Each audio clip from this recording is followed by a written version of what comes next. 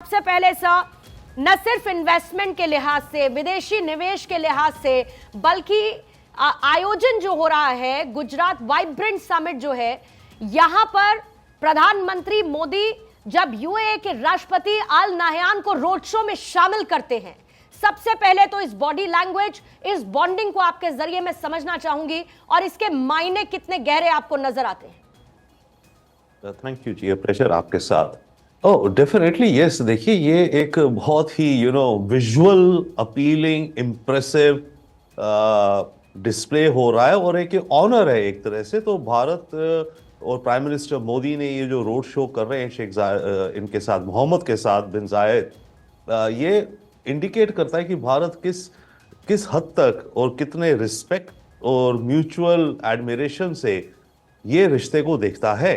और ये जो ऑनर है भारत ज्यादा कभी नहीं करता। आई थिंक पिछली बार प्राइम मिनिस्टर मोदी ने ट्रंप जब आए थे, जब मोटेरा गए थे, राइट, तब ट्रंप को करा था ऐसा रोड शो, और आई थिंक शिंजो आबे के साथ भी एक बार कराए। तो बहुत ही रेयर है और इस तरह का ऑनर देना वन।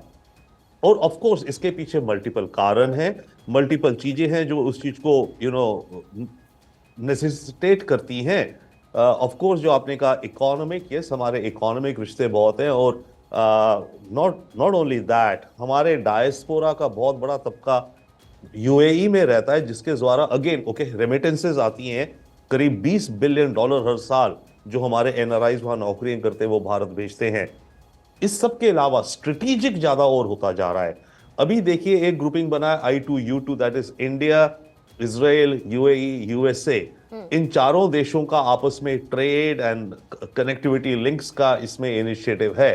तो जैसे क्वाड है हमारा ईस्ट में, Japan, Australia, Bharat and America, तो ये भी कहा जा रहा है कि क्या ये ईस्ट का क्वाड बना रहा है भारत। क्वाड चाहे ना हो उस सेंस से, बट फिर भी रिश्तों को स्ट्रॉन्गर। इसके अलावा भी G20 में अनाउंस हुआ था, आपको ध्यान होगा, India middle east European corridor. तो इन सब पार्टनरशिप्स में यूएई हमारा बहुत अहम पार्टनर है।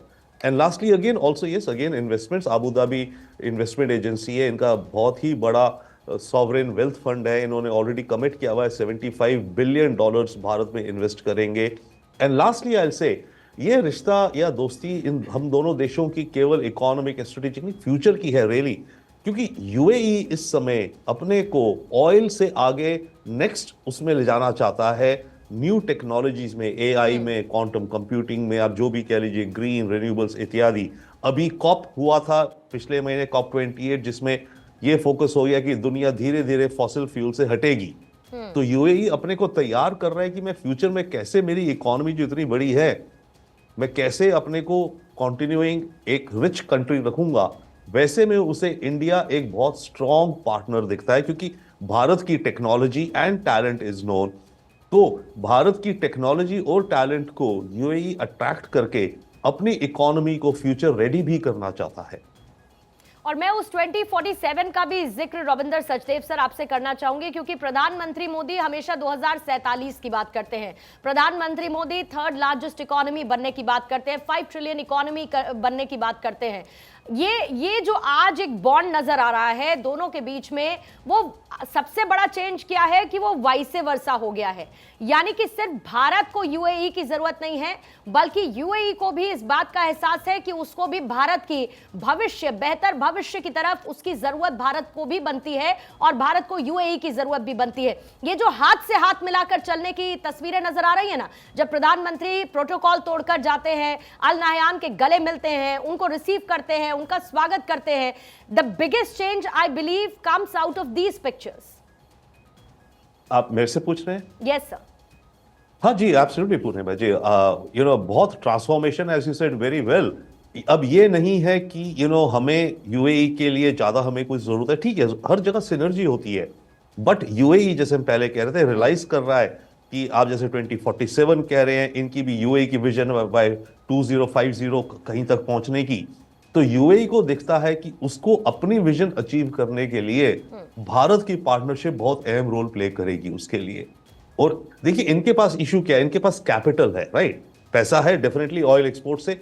अब उस पैसे को कहां ये इन्वेस्ट करें, जिसके चलते अव्वल तो ठीक है उस पैसे की इनको रिटर्न आए, बट उस पैसे को कैसे इन्वेस्ट करें ताकि ये फ्यूचर की अपनी इंडस्ट्रीज को क्रिएट कर पाए, ताकि फ्यूचर में इनके यहाँ एम्प्लॉयमेंट भी जनरेट हो। क्योंकि चाहे जो भी हो, हर इस देश को, I mean middle east gulf में, इनको अपनी जो सिटीजन्स हैं जो इनके अपने, राइट, उनके जॉब्स का भी इनको चिंता और कंसर्न होता है कि आज से 10 साल बाद, 20 साल बाद किस तरह के जॉब्स होंगे, कैसा स्किल्स चाहिए होगा हमारे लोगों को ताकि वो भी जॉब्स में रहें। ऑफ कोर्स यूएई में काफी सारी इकोनॉमी तो बाहर के लोग आके 80% तो बाहर के लोग रहते हैं वहां पे, 20% लोकल एमिराती हैं केवल, राइट। बट फिर भी यूएई को अपनी पॉपुलेशन को भी तो प्रिपेयर करना है टू बी फ्यूचर रेडी। तो उसके लिए भारत एक बहुत लॉजिकल पार्टनर बनता है, बहुत ही लॉजिकल पार्टनर बनता है यूएई का। और तभी यूएई ने भी भारत के साथ रिश्तों को इंप्रूव करने का, आप देखिए उन्होंने प्राइम मिनिस्टर मोदी को अपना हाईएस्ट ऑनर दिया था।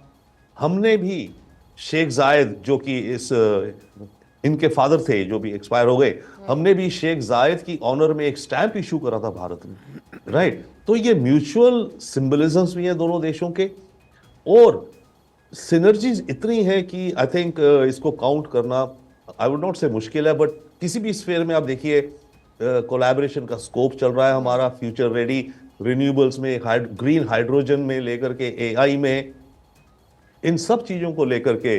और अभी अगले महीने बाय द वे एक टेंपल भी हमारा बहुत बड़ा इनॉग्रेट करने मोदी जी ही जाएंगे वहां पर, राइट। तो कल्चर से लेकर के, इकोनॉमिक से लेके, स्ट्रेटेजिक से लेकर के, इंटेलिजेंस शेयरिंग से लेकर के, और रीजनल स्टेबिलिटी को बनाने के लिए, और बिल्कुल ये जब सब जुड़ जाएगा रविंदर सचदेव सर, तो इज इक्वल्स टू हो जाएगा ग्रोथ स्टोरी। और इसी की हम बात करते हैं भारत में जो आने वाले वक्त में जिसकी उम्मीद हम करते हैं, जो होते हुए हम देख रहे हैं। रिटायर्ड मेजर जनरल के सिन्हा सर भी इस वक्त हमारे साथ जुड़ चुके हैं। सिन्हा सर, आपका भी बहुत बहुत स्वागत करती हूं और आती हूं कौन कौन से सेक्टर्स पर फोकस है, आपको किस तरीके की बॉडी लैंग्वेज से आप क्या समझते हैं, मैं समझूंगी। लेकिन उससे पहले संजय राणा जी आपके पास आते हुए, क्योंकि पॉलिटिकल मायने भी है। पॉलिटिकल मायने क्यों हैं ये मैं आपको बता देती हूँ। पॉलिटिकल मायने इसलिए है क्योंकि धरती गुजरात की है। प्रधानमंत्री मोदी हमेशा गुजरात मॉडल की बात करते हैं, वाइब्रेंट गुजरात समिट हो रहा है, और ऐसी बहुत सारे इन्वेस्टमेंट का स्कोप उम्मीद नजर आती है जो उस गुजरात मॉडल को और स्ट्रांगली स्टैब्लिश करेगा, जिसको प्रधानमंत्री मुख्यमंत्री रहने के साथ साथ अब जब प्रधानमंत्री हैं उसको कैरी फॉरवर्ड करते हुए 2003 से नजर आ रहे हैं। लेकिन गुजरात सेंटर ही क्यों? बार बार इस बात को लेकर भी बात होती है, क्या इसीलिए क्योंकि प्रधानमंत्री का खास रिश्ता नाता गुजरात से है, या गुजरात वो मुफीद जगह इन इन्वेस्टर्स को देता है या राष्ट्राध्यक्षों को देता है कि बड़ी बड़ी कंपनियां दूसरे देशों से आए और गुजरात में वो मुफीद माहौल उनको मिले और वो बिजनेस करें। पूर्णिमा, जब हम बात करते हैं कि इन्वेस्टमेंट की बात करते हैं प्रधानमंत्री मोदी की, देखिए प्रधानमंत्री मोदी जब से प्रधानमंत्री बने हैं उनके पूरी बॉडी लैंग्वेज देख लीजिए, चाहे उनके काम करने का तरीका देख लीजिए, चाहे फॉरेन डेलीगेट से मिलने का एक जो प्रोटोकॉल छोड़ करके उससे हट करके जो काम करते हैं तो तारीफे काबिल रहती है। देखिए ऐसा नहीं कि राष्ट्राध्यक्ष आज आ रहा है, पहले से आते रहे हैं, लेकिन अभी जो संबंध बने हैं, कूटनीतिक संबंध चाहे किसी भी देश से देख लीजिए किस तरह के बढ़ते चले जा रहे हैं और सब लोग उतना ही सम्मान देते हैं। आई थिंक ये पहले प्रधानमंत्री अपने देश के होंगे जिनके रिश्ते रशिया से भी अच्छे हैं, यूएस से भी अच्छे हैं, इजराइल से भी अच्छे हैं और सऊदी अरबिया से भी अच्छे हैं। तो ये बहुत बड़ा एक कॉम्बिनेशन है। पूरे कॉम्बिनेशन को मिला करके देखा जाए तो कहीं ना कहीं इसमें गुजरात मॉडल का आता। देखिए गुजरात मॉडल ही लेके देश में आए थे 2013 में जब इनका नाम प्रधानमंत्री कैंडिडेट के लिए किया गया था तो गुजरात मॉडल लेके आए थे। देखिए मॉडल क्या होता है जिसके सामने प्रस्तुत किया जा सके। देखिए लोग बोल रहे हैं कि दूसरे जगह क्यों नहीं और गुजरात ही क्यों। देखिए कहीं ना कहीं जब मोदी प्रधानमंत्री पहली बार बने थे तो उस समय मैं मुंबई में रहता था, तो जो बिजनेस करने का तरीका था उन्होंने अंडर वन अम्ब्रेला कर दिया कि सिंगल विंडो क्लियरेंस मिल जाए जिससे सबका फायदा हो। देखिए इन्वेस्टमेंट वहीं होता है जहां पे ईज ऑफ बिजनेस होता है और जहां पे लगता है कि हाँ बिजनेस को चलाया जा सकता है। ऐसा नहीं कि प्रधानमंत्री सिर्फ गुजरात को देख रहे हैं, हो सकता कहीं वो गुजरात से उनकी जन्मभूमि है, कर्मभूमि बोल सकते हैं, वो देश के प्रधानमंत्री। उत्तर प्रदेश भी उतना इंपॉर्टेंट है, कर्नाटका भी उनके लिए उतना इंपॉर्टेंट है, छत्तीसगढ़ भी उनके लिए इंपॉर्टेंट है।